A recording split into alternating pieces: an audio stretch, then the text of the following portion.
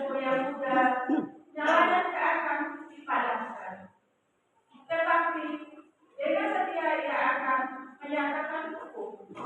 Ia sendiri tidak akan menjadi mudah dan tidak akan patah terulang sampai ia menegakkan hukum itu. Penduduk sekalian pulau mengharapkan perjanjian.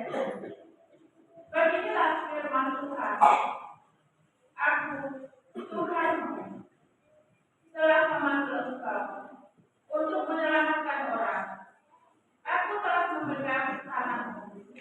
Aku telah membentuk engkau dan membuat engkau menjadi perjanjian bagi umat manusia, menjadi cahaya untuk bangsa-bangsa, untuk membuka mata orang buta. Demikianlah sabda Tuhan.